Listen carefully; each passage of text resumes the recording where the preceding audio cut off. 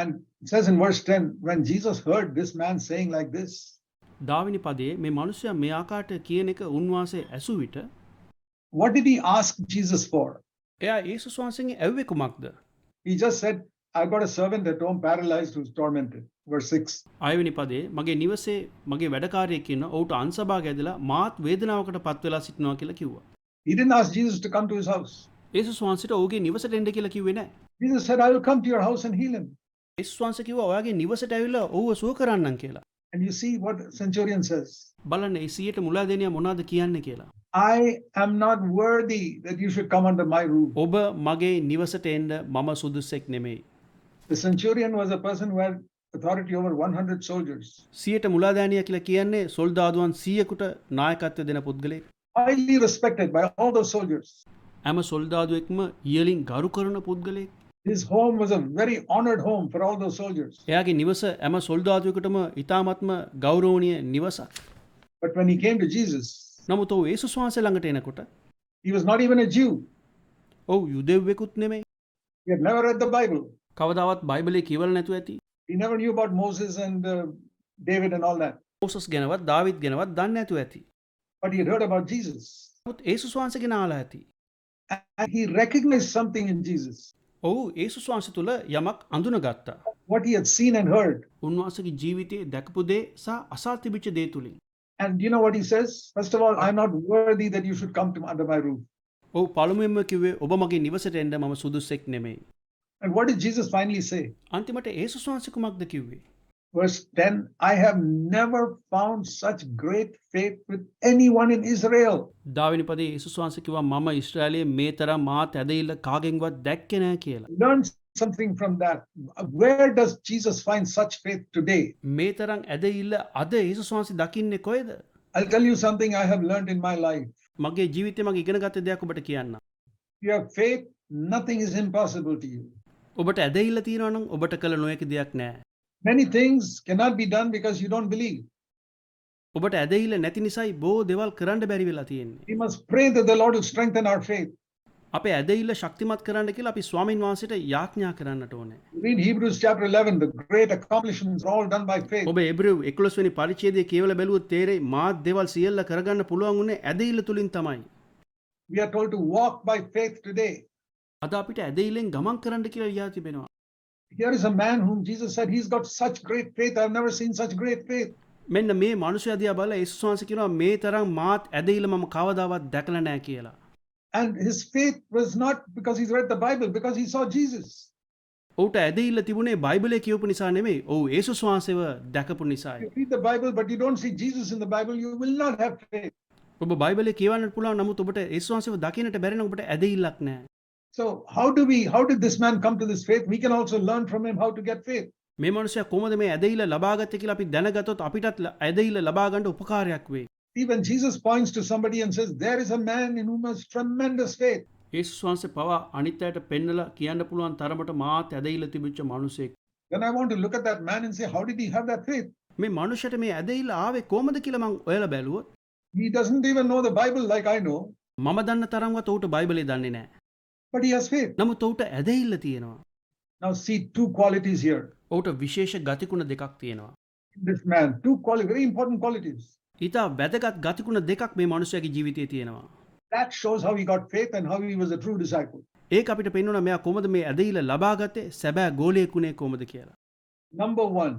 පළවෙනි එක. Verse 8. His humility. 8 වෙනි පදේ ඔහුගේ යටාත්පත්කම. I am not worthy, Lord, for you to come under my roof. ඔබ මගේ නිවසට එන්න මම සුදුසෙක් නෙමෙයි ස්වාමීනි. That's what Zacchaeus felt when Jesus said he wants to come to his house. ඒ ආකාරයටයි සකේෂ්ටත් දැනුනේ යේසුස් වහන්සේ ඔහුගේ නිවසට එන්න ඕනේ කියලා කියනකොට. You tell me, brother, supposing you saw Jesus saying, I want to come to your house. ඔබ කියන්න සහෝදරයා යේසුස් වහන්සේ ඔබගේ නිවසට එන්න ඕනේ කියලා කිව්වොත්. Would you say, yes, come? ඔබ කියද එන්න ස්වාමීනි කියලා?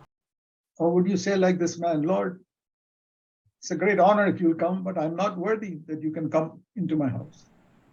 ස්වාමීනි ඔබ මගේ නිවසට එන්න පුළුවන් නම් මට ඒක ලොකු ගෞරවයක්. නමුත් ස්වාමින් වහන්සේ එන තරම් මම සුදුසෙක් නෙමෙයි. Many of us feel we are such close friends with Jesus that we can just ask him to walk into our house. අපෙන් බොහෝ අය හිතනවා යේසුස් වහන්සේ අපේ හොඳ මිත්‍රෙක්. ඒ නිසා ඕනම වෙලාවට උන්වහන්සේට කතා කරලා අපේ නිවසට එන්න කියන්න පුළුවන් කියලා. We have become as if such close friends with Jesus, we can put our arm on his shoulder and say hello. අපි හිතනවා යේසුස් වහන්සේ අපේ හොඳ යාළුවෙක් කියලා. ඒ නිසා උන්වහන්සේගේ කරට අත දාලා හලෝ කියලා කියන්න පුළුවන් කියලා අපි හිතාගෙන ඉන්නවා. That is why you don't have faith. ඔබට ඇදහිල්ල නැත්තේ ඒකයි. That is why when you have a problem, you are full of anxiety. ඒ නිසා තමයි ඔබට ප්‍රශ්නයක් ඇති වෙනකොට ඔබ බයේ සිටින්නේ. That is when you have that's why when you have financial need, you run to man and not to God. ඒ නිසා තමයි ඔබට මුදල් අවශ්‍යතාවයක් එනකොට දෙවියන් වහන්සේ ළඟට යන්නේ නැතුව මනුෂ්‍ය ළඟට යන්නේ. Because you don't have faith. හේතු ඔබට ඇදහිල්ල නැහැ. That's when you're sick or the sickness comes to your children or in the home, you lose your faith. ඒකයි ඔබට හෝ ඔබගේ ගෙදර අයට ලෙඩක් එනකොට ඔබ ඇදහිල්ල නැති කරගන්නේ. It's not because you don't go to the church meetings, you go to all the church meetings. ඒ ඔබ සභාවට යන්නේ නැති නිසා නෙමෙයි ඔබ හැම රැස්වීමකටම යනවා. It's not because you don't know the Bible, you know so much of the Bible, so many sermons you've heard. ඒක ඔබ බයිබලේ දන්නේ නැති නිසා නෙමෙයි ඔබ බයිබලේ හොඳටම දන්නා බොහෝ දේශනාවල් අහලා තියෙනවා. But you don't feel this attitude, Lord, I am not worthy for you to come into my house. ස්වාමිනී ඔබ මගේ නිවසට එන්න මම සුදුසෙක් නෙමෙයි කියන ඇඟීම ඔබට නැති නිසායි. I want to ask each of you, do you feel like that? මට ඔබගෙන් ආන්න කැමති ඔබට ඒ වගේ ඇඟෙනවද කියලා. Especially you senior elders who served the Lord for so many years, you will still say, I'm not worthy, Lord, for you to come into my house. වසර ගණනාවක් දිව්‍යන් වහන්සේට සේවය කරන වැඩිමල් සහෝදරනි ඔබට කියන්න පුළුවන්ද ස්වාමිනී ඔබ මගේ නිවසට එන්න මම සුදුසෙක් නෙමෙයි කියලා. I'm sorry to say, some of you elders have little high thoughts about yourself. මට කියන්නටත් කනගාටුයි සමහර වැඩිමල් සහෝදරයෝ තමන් ගැන ලොකුවට සිතමින් සිටිනවා. You're not growing in humility. ඔබ යටත්පාත්කමින් වැඩෙන්නේ නැහැ. You're not an example in humility to your flock. යටත්පාත්කමින් ඔබ ඔබගේ රැළට ආදර්ශයක් නැහැ. Some of you elders are like little maharajas sitting in your church. සමහර වැඩිමල් සහෝදරයෝ සභාවේ රජෙක් වගේ ඉන්න බලනවා. You get a big surprise when Christ comes back and you see what your position is in his. උන්වහන්සේගේ රාජ්‍යය ඔබ පාත තැනක ඉන්න එක දැකලා ඔබ පුදුමයටපත් වෙයි. Many people in your church will be way ahead of you in God's kingdom. දෙවියන් වහන්සේගේ රාජ්‍යය ඔබේ සභාවේ ඉන්න බොහෝ අය ඔබට වඩා ඉහළින් ඉන්න එක ඔබ දකි.